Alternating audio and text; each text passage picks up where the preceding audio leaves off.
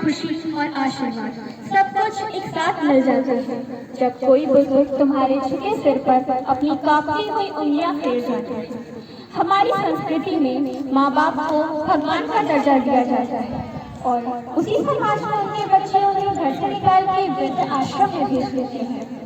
तो आइए आंखें खोल देने वाला ऐसा ही एक नाटक राजकीय स्नातकोत्तर महाविद्यालय ओबरा के रेंजर्स द्वारा आपके सामने प्रस्तुत किया जाने वाला है, जिसका शीर्षक है माँ बाप का कदर करना सीखो। नाटक के प्रथम दृश्य में देखते हैं कि एक माँ कैसे अपने बेटे को बुलाने की आस में उसे फोन मिलाती है। हेलो। कैसे हो बेटा? मैं ठीक हूँ माँ। बेटा घर में अकेले मन नहीं लगता, तुम जल्दी आओ और हाँ साथ में बेटे और पोते को जरूर लेके आना। ठीक है माँ, जल्दी आऊँगा। वैसे भी मेरा तबादला हो गया है शहर में, सबको लेके आऊँगा। ठीक है बेटा, जल्दी आना। फिर से घर आकर अपनी पत्नी से बात करता है।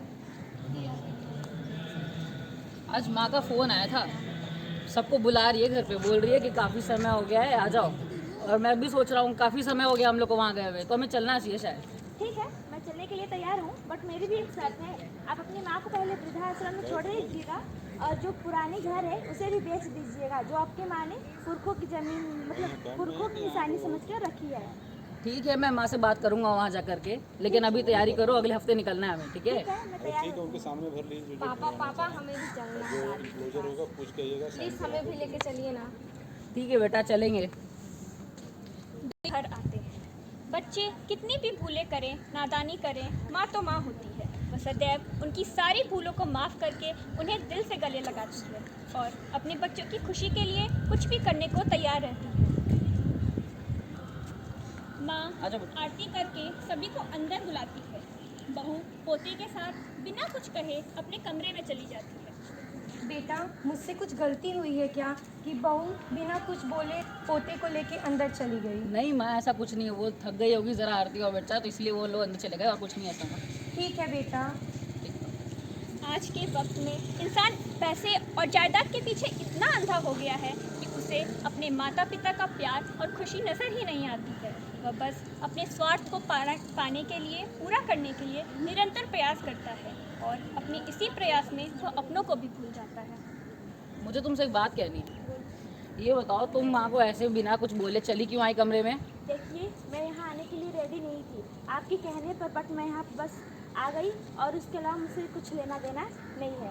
और हाँ, आपको याद है ना मैंने क्या बोला था? हाँ हाँ याद है मुझे। तुम शांत रहो, सब्र रखो थोड़ा, जैसा तुम चाहोगी वैसा ही होगा।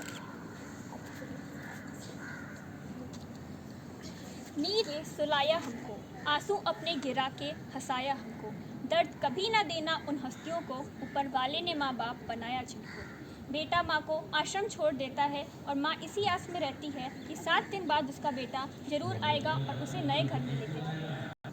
माँ, मुझे आपसे एक बात करनी थी। हाँ बोलो बेटा। माँ, मैं ये कह रहा था कि मैं ये घर बेच रहा हूँ और आपको थोड़े दिन के लिए वृद्धाश्रम में रहना पड़ेगा। मैं फिर आपको कुछ दिन में आकर के ले जाऊँगा। ठीक है बेटा। ठीक माँ। मुझे याद रही माँ की ममता, मुझे याद रहा प्यारा पिता, जब भूख लगी बिन मांगे दिया, ममता के आंचल में सींच दिया।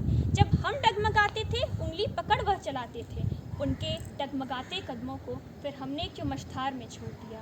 जब हम बोल न पाते थे एक एक अक्षर वह सिखलाते थे, जिनकी आंखों में सिर्फ हम थे, हमारे सुनहरे सपने थे, उनके बुलाते ही हमने क्यों उन्हें दुनिया के अंधेरों में छोड़ दिया, क्यों छोड़ दिया, क्यों छोड़ दिया।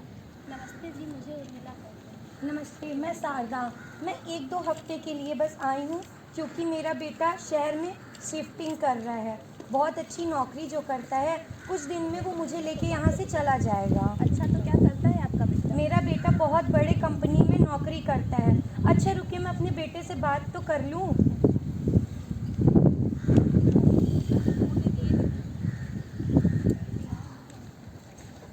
हेलो।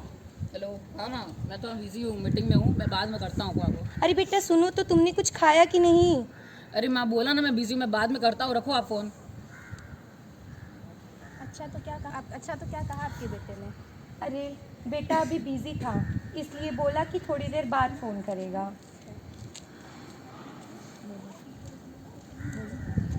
है कि चलती फिरती आंखों से आसान देखी है मैंने, जन्नत तो नहीं पर माँ देखी है। तो क्या कहा आपके होनहार बेटे ने? अरे आप मुझसे इतना जलते क्यों हैं? मुझे पता है कि मेरा बेटा तो मुझे लेके चला जाएगा, लेकिन आपको तो कोई पूछता तक नहीं है। देखिए, सालों से मैं यहाँ रह रही हूँ, मेरी आंखों ने हर एक चीज़ देखी है, और आप जितनी जल्दी इस जगह को अपनाएंगे उतना ही आपके लिए अच्छा होगा। आप ज़्यादा मत बोला करिए, आप ज़्यादा बोलते हैं, आपको ऐसा लगता होगा, लेकिन मेरा बेटा मुझसे बहुत प्यार करता है, वो मुझे लेके ही जाएगा। रुकिए, मैं अपने बेटे को फ़ोन करती हूँ। हेलो। हाँ बेटा, अब 15 दिन हो गए हैं, तुम कब आओगे? जल्दी आओ, मुझे यहाँ से लेके जाओ। आऊँगा माँ, फ्री होके आऊँगा, चिंता मत कर।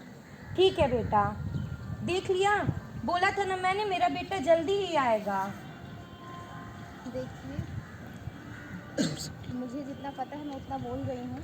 यहाँ जो इस वृद्धाश्रम में एक बार आ जाता है वो दोबारा यहाँ से वापस नहीं जाता। जी नहीं, ऐसा कुछ नहीं है, मेरा बेटा ज़रूर आएगा। देखिए, मैं बेटा आपको लेने आए, लेकिन आपको जितना जल्दी हो सके तो यहाँ रहने की आदत डाल लीजिए, क्योंकि यहाँ जो आता है वो वापस कभी नहीं जाता। वही धरती है जहाँ प्रभु श्री राम ने 14 वर्ष के वनवास के लिए चले गए थे, अपने पिता का सिर्फ एक वचन पूरा करने के लिए और अपनी माँ की इच्छा पूरा करने के लिए। यह वही धरती है जहाँ श्रवण कुमार ने अपने माता पिता को कंधे पर बिठाकर तीर्थ यात्रा कराई थी। ये वही धरती है जहाँ गणेश जी ने विश्व परिक्रमा के नाम पे अपने माता पिता की परिक्रमा की थी और कहा कि मेरे माता पिता ही मेरी दुनिया है। उर्मिला जी, मुझे कुछ नहीं चाहिए, बस मेरे बेटे की एक बार मुझे फ़ोटो दिखा दीजिए। एक बार फिर ट्राई कीजिए, मेरा बेटा ज़रूर फ़ोन उठाएगा।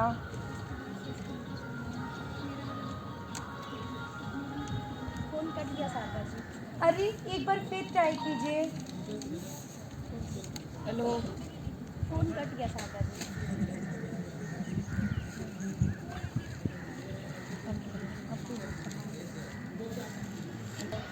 हाँ माँ बोलो।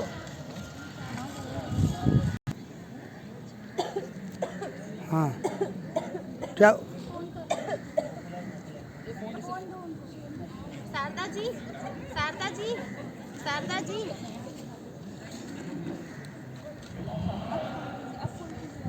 बहुत सारे लोग क्या हुआ शारदा जी को? शारदा जी, शारदा जी उठिए ना, शारदा जी उठिए ना, शारदा जी, शारदा जी उठिए ना। ऐसा ही होता है, कोई भी आता है और अपना यही ऐसे अपने माँ बाप को छोड़ के चला जाता है, हर बार यही होता है। आज शारदा जी थी, इनसे पहले नीलिमा जी थी, हर सबको ऐसे ही उनके बच्चे छोड़ के चले जाते। शारदा जी उठिए ना, शारदा जी उठिए, शारदा जी उठिए ना। अरे कोई फोन करके इनके बेटे को बुलाओ, यहाँ पर फोन करो कोई इनके बेटे को और बोलो आके अपना सामान ले जाओ और अपनी माँ का अंतिम क्रिया करे। शारदा जी उठिए ना। इस नाटक को देख हम सभी के मन में एक प्रश्न जरूर होना चाहिए कि जो माता पिता 10 बाई 10 के कमरे में अपने बच्चों को पाल लेते हैं, तो वही बच्चे 4 कमरे वाले घर में अपने माता पिता को क्यों नहीं रख सकते? आखिर क्यों? क्या हमारी संस्कृति में वृद्ध आश्रम थे? नहीं, तो आज हमें वृद्ध आश्रम की ज़रूरत क्यों है? शायद हम ये भूल जाते हैं कि एक दिन हमें भी यह दिन देखना पड़ सकता है, हमारे भी बच्चे होंगे, हम भी बूढ़े होंगे। आज इस विषय पे जागरूक करने से ज़्यादा विचार करने की आवश्यकता है कि जो माँ 4-5 बच्चों को पाल लेती हैं, आज वही बच्चे मिलकर अपनी एक बूढ़ी माँ को नहीं पाल सकते। जय हिंद, जय भारत।